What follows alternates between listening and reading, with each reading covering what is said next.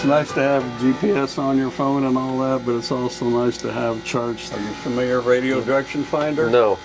So this All right, guys, welcome back to the harbor. I'm down here with Steve aboard this 1965-37 Ramsdal Fjord.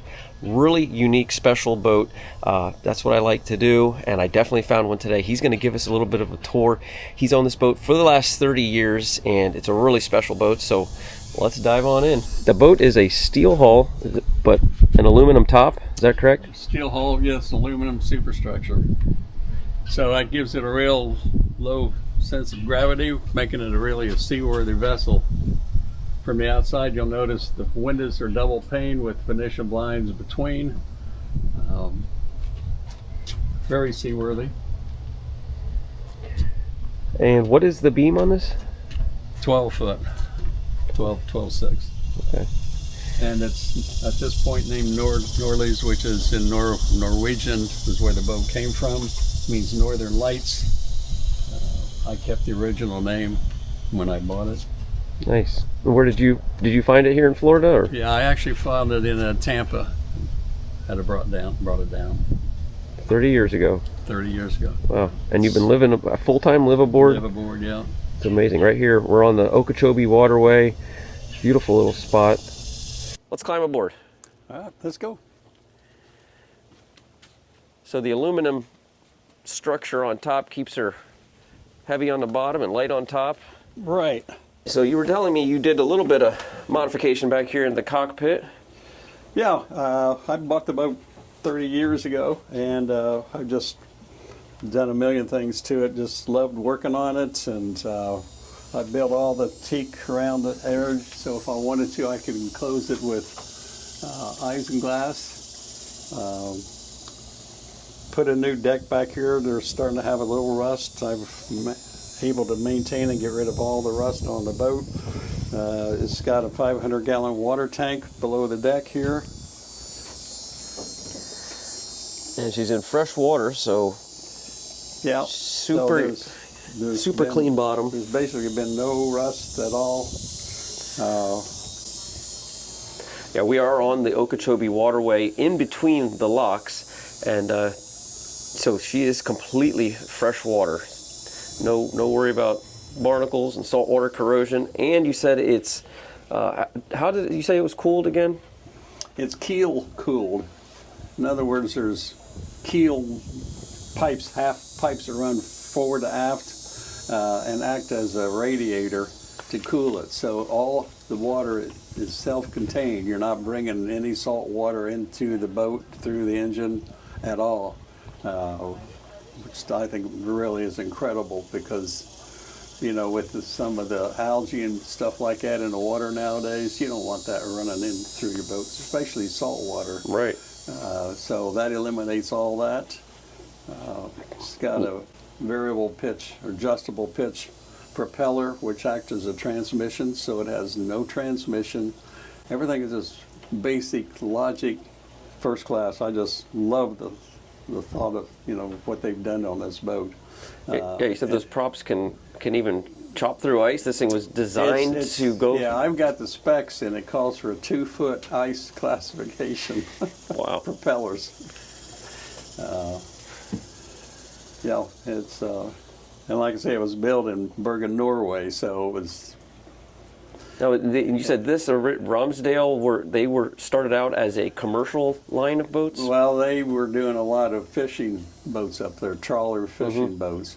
And they were doing hefty, like 2-inch wood plank boats. And then in the 50s and 60s, they started building steel hull boats.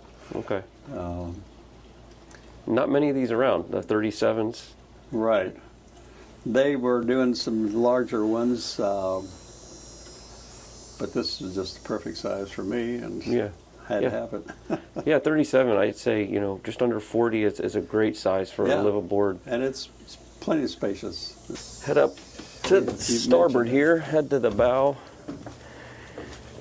See, the house is all aluminum. The decks and the hull, all steel.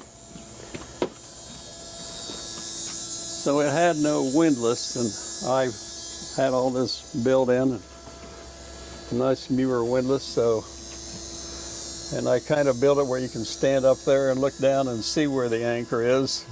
I've been over the Bahamas before, and if you get into the grass areas, your hook never really catches. So this way you can see where you're at, look for the grassy spots or the non-grassy spots to drop your hook.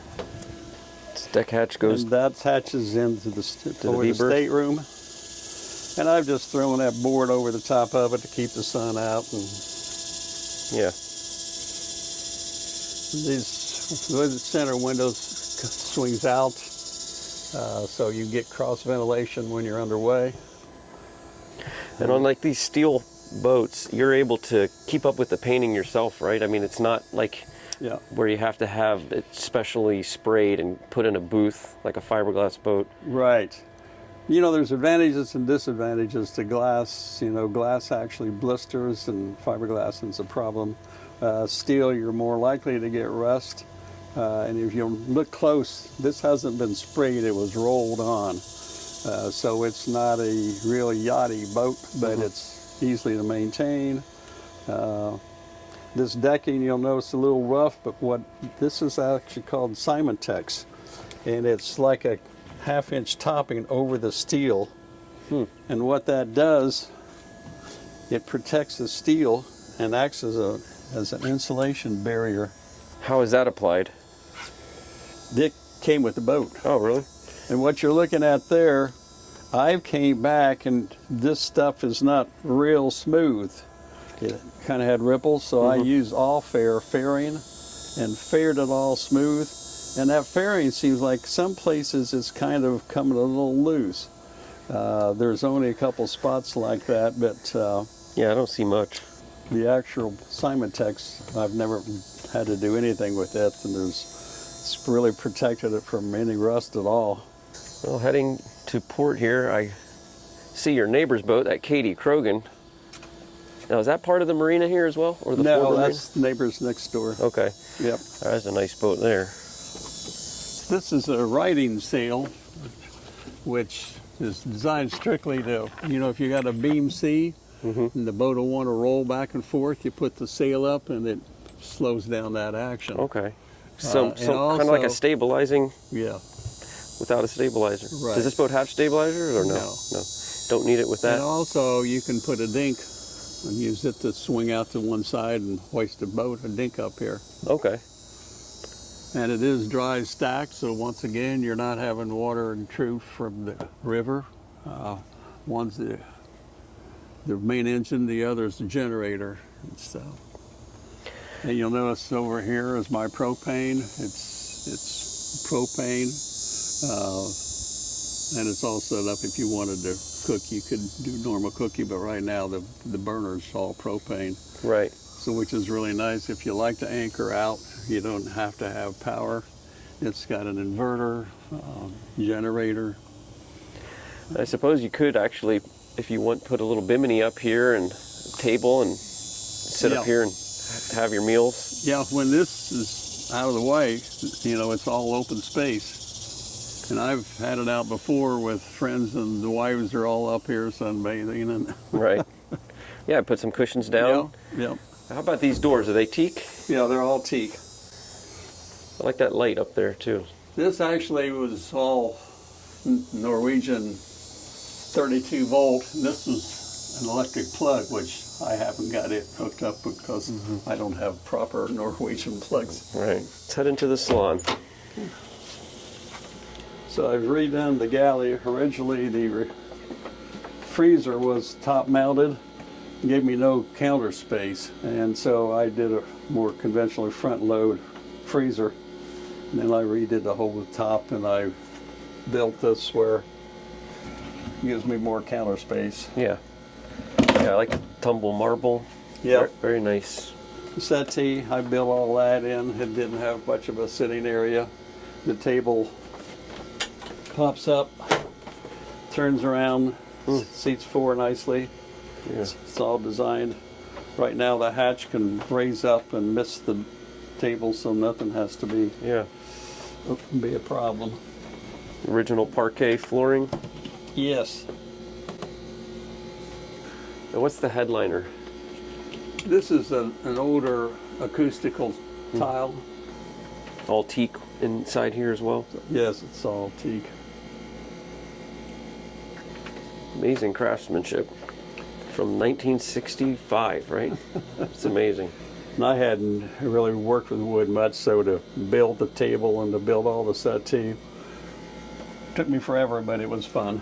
Oh, you built these yourself? Wow. I built the whole thing, yep. Wow. No, that's not teak, is it? Yes. Oh, is it? Wow. Yes.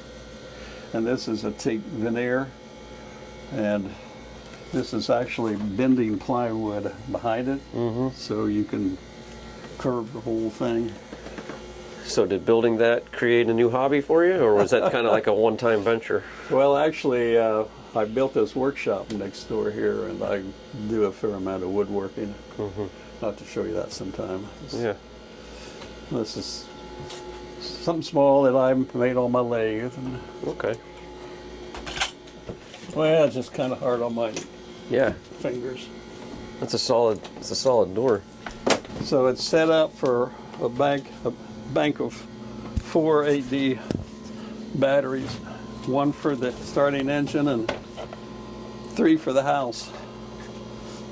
And what is the power here we're looking at? It's 73 horse continuous. Wow. Original 1965? Yep. I've got all the original catalogs and specs on it, and Wow. parts catalogs, and I bet it's easier to work on than these new Volvos. what's unbelievable, it just never goes wrong, nothing. Right. And of course, if you really think about it, anybody designed a boat with a single screw to go 2,400 miles, it's got to be a seaworthy boat that holds up. Now, what is this Heimdall just aft the That's the shifting. mechanism for the propeller? Yes, it slides forward and back, and there's, like I say, a rod inside the shaft that pushes knuckles, and I've got all the drawings of that. But that's all hydraulic, and that's what shifts it forward to reversing gear. Looks like a newer generator. Yeah, that's a relatively new Northern Light generator. Very cool. Because it was 32 volt, and I switched to 12. Now, you were telling me you rewired the boat? Yes, it was 32 volt. So at the time, this was a marina, so I started going on some of the boats when no one was there, so I could come up with the perfect design. So this here is the Northern Lights 5 kW generator. This is the inverter, so if you lose your power, the power goes through that, it'll come on automatically. So if you've got a computer going, it'll catch it automatically. You can run off the generator or double.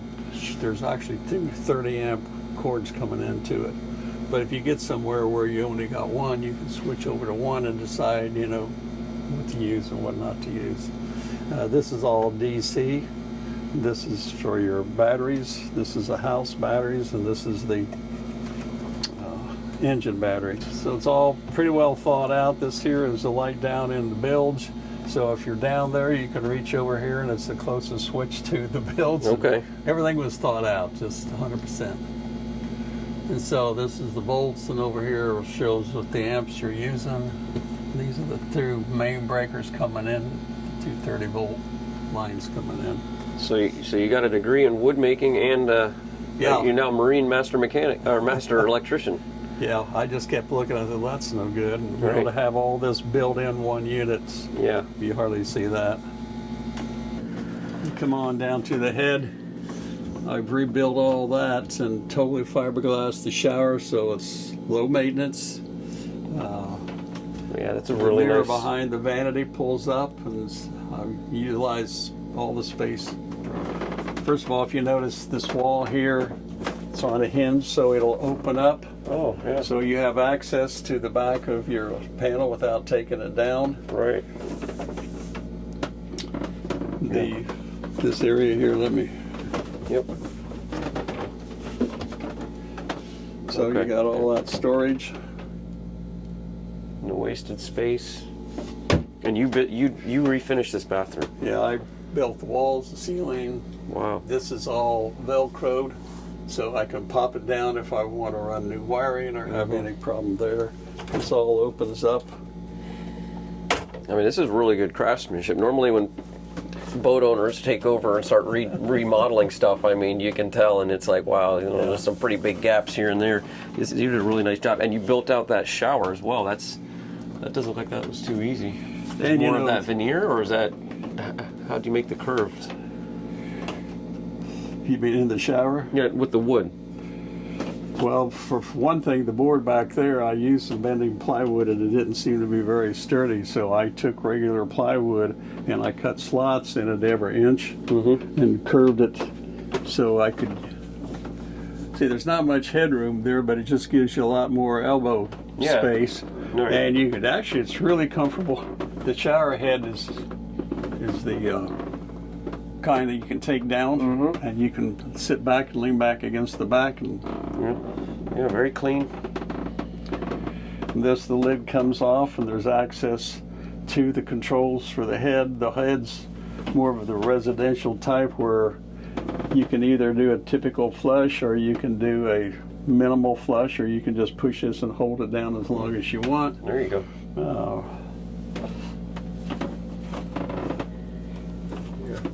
Nice headliner. And the lighting's all on dimmer switches. What do we have here? Like a little desk area? Well, originally when I built all this was going to be my computer station, and this was so deep, I thought, you know, whatever's back there you'll never have access to. So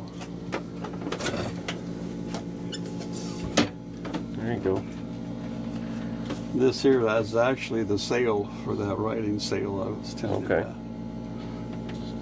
So there's space, you know, like my suitcases and stuff is all back in there. Utilize all the space that I could find.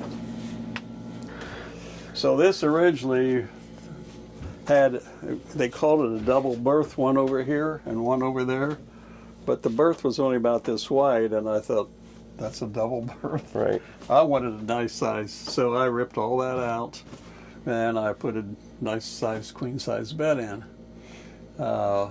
Behind that fish, you can kind of tell there's an access, and that's where the chain locker is. So. And did you redo the wood in here as well? Yes. Okay. I built all this and the. Nice. I didn't think that was going to be that deep. Yep. And it just goes down to about here where the drawers are. So you've got drawers. And to be this wide, I brought it up this high, and there's before I built these steps where from either side you can step up to get in bed without a problem. And this then side's matching hanging locker. Yep. And this is actually my dirty clothes hamper.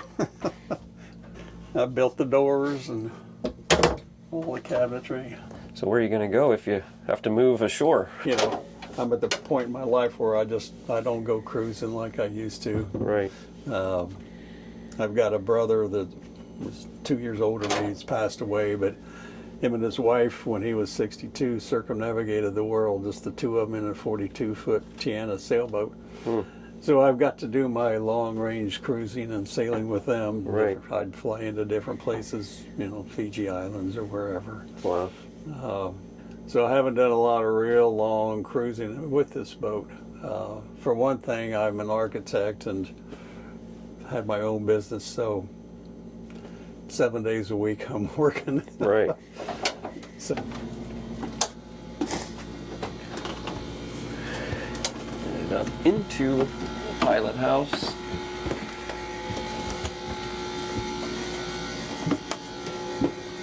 This is all white Formica, and I redid all this, redid the hydraulics in it, put new controls. Tell me about that prop again and how you... Well, this area's got a 4-to-1 reduction gear, and if you once you crank it up, if you pull this back, you put it in gear. And the blades are going to be straight up and down when it's in neutral. Then this here is your throttle, and this is forward reverse. Straight up and down is neutral. So if you go forward, the blades are going to turn to make the boat go forward. If you go the reverse, turn the blades the other way, it's going to go in reverse. There again, as I said earlier, no transmission, no maintenance there. Just there's a shaft that's about a 5-inch shaft with a shaft inside that, and that pushes these blades and turns them. Very simple, nickel bronze, low maintenance. Beautiful compass.